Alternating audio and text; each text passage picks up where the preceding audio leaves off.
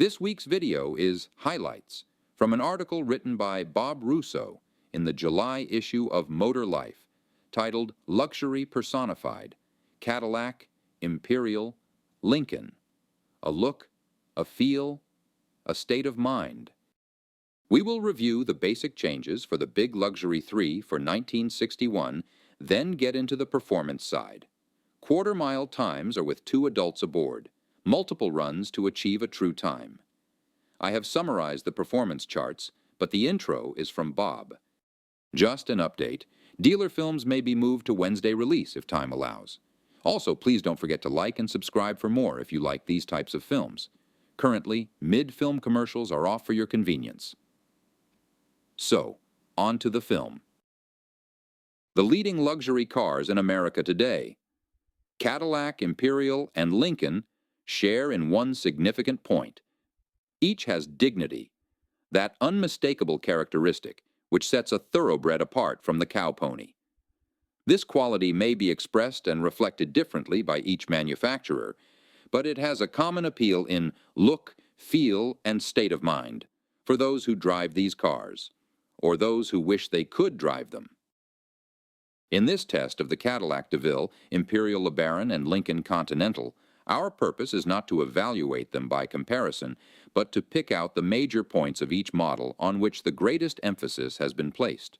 The 1961 Cadillac DeVille, in keeping with the entire Cadillac line, emphasizes greater comfort. This has been achieved through a change in chassis and frame construction, which permits more head and leg room, and an improved ride through a new front suspension system. Body style has taken on only a slight change, noticeable mostly in the rear, where tail backup light pods are now in a horizontal position rather than vertical. Power steering and brakes and hydromatic transmissions are, of course, standard on all 1961 Cadillacs. If a comparison were to be made, the DeVille has a more racy appearance with its sweeping fins, large windows, and peppy performance, in contrast with a slight trace of European styling found in the Imperial and Lincoln. The luxury of a smooth, quiet ride, for which Cadillac has always been famous, has been further improved with a redesigned frame and chassis, permitting use of a new suspension system, front and rear. Road bumps are better absorbed through the new single lower control arm in front, while noise is dampened with generous use of rubber mountings throughout the frame and chassis. The same 390 cubic inch V8 engine, with its 325 horsepower rating, has been retained for 61. It packs a surprising amount of wallop, despite the weight of the car, and will make the 0 to 60 run in 11 seconds. Vision from all angles is excellent from the driver's seat, and the DeVille is a true comfort to drive. Despite its size, it moves through traffic easily, has plenty of reserve power if needed for passing, and will brake to a halt from 60 miles per hour in 175 feet. The Imperial LeBaron, most elegant of the 4 Imperial models available this year, contains just about every luxury ever invented for an automobile, and most of these are standard equipment, including power seats, windows, brakes and steering, automatic transmission, and windshield washers. One of its most striking points, perhaps, is the smooth body finish. Almost flawless, it complements the fine styling of the LeBaron, which is emphasized by sculptured stainless steel appliques at the roof insert area and a town car rear window, which offers greater privacy to passengers. The instrument panel is one of the most functional in any car, regardless of price. The entire interior, in fact, shows good taste and careful planning. There is no cramping for leg space, even for rear seat passengers, when the front seat is in its rearmost position. Considerable styling changes this year give the LeBaron a classic look. Tail fins have been subdued, but the trunk lid with the familiar wheel cover is still available as an option. Emphasis has shifted more to the front of the car, where crisp lines are met by a distinguished grille and freestanding headlights.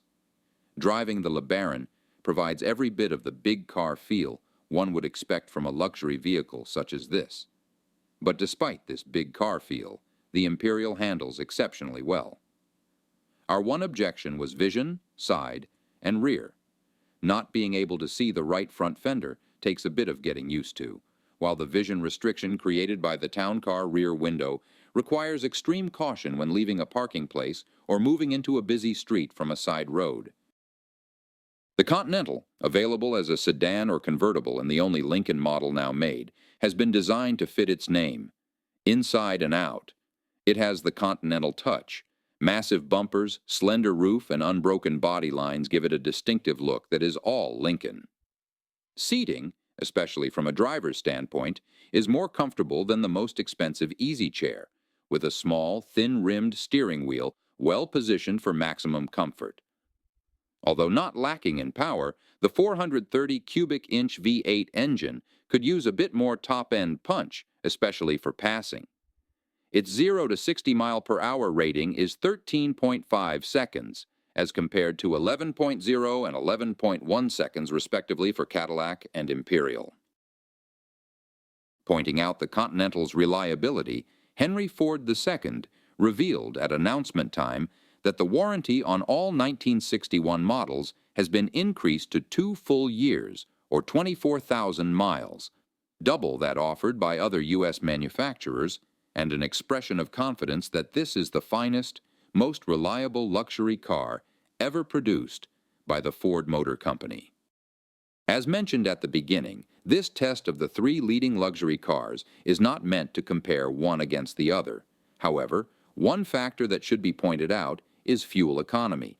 As expected, none of these cars is easy on gas. The Cadillac averaged 9 to 10 miles per gallon, as compared to 8 to 10 by the Lincoln and 10 to 12 miles per gallon by the Imperial. However, fuel economy is not the main reason owners purchase a Cadillac, Lincoln, or Imperial.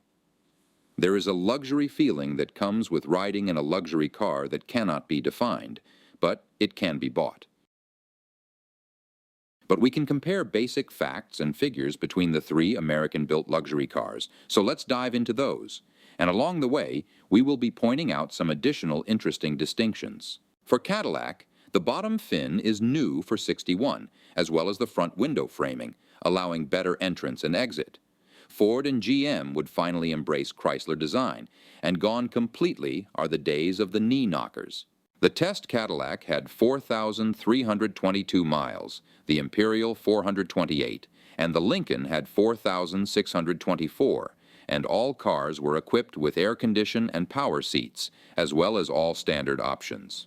Weight-wise, the Cadillac would have a slight advantage over the other 2 4-door cars. The shipping weights of the cars are as follows. Cadillac would be 4,715 pounds, Imperial 4,875, and Lincoln 4,927. Horsepower and torque. Cadillac, the 390 put out 325 horsepower at 4,800 and torque at 430 at 3,100 RPM. Compression is 10.5 to 1. Imperial. The 413 engine puts out 350 horsepower at 4,300 RPM. Torque 470 at 2,700 RPM, and compression at 10.1 to 1. The Lincoln 430 puts out 300 horsepower at 4,100 RPM. Torque is 465 foot-pounds at 2,000 RPM. Compression ratio was 10.0 to 1. Quarter-mile performance from a standing start. The Cadillac ran a flat 19 seconds at 78 miles per hour. The Imperial would run 18.6 at 79.5 miles per hour. And the Lincoln's best run was 20.5 seconds at 72 miles per hour. Acceleration. The Cadillac ran 0 to 30 in 4 seconds, 0 to 45 in 7.2, and 0 to 60 in 11 seconds. The Imperial ran 0 to 30 in 4.1 seconds, 0 to 45 in 6.9, and 0 to 60 in 11.1 seconds. The Lincoln ran 0 to 30 in 4.4 seconds, 0 to 45 in 8.4, and 0 to 60 in 13.5 seconds. Braking. Cadillac would stop to 0 from 30 at 33 feet. 60 would result in 175 feet. Imperial distances would be 37 and 158 feet. Lincoln results were good at 34 and 162 feet. So, there we have some actual performance numbers from 1961 with essentially new vehicles. Many car magazines would not provide direct critical comparisons of brands versus another, as they did not want to offend the manufacturers. But I found this was an interesting original performance comparison, and if you enjoyed also, don't forget to subscribe for more. Thanks for watching.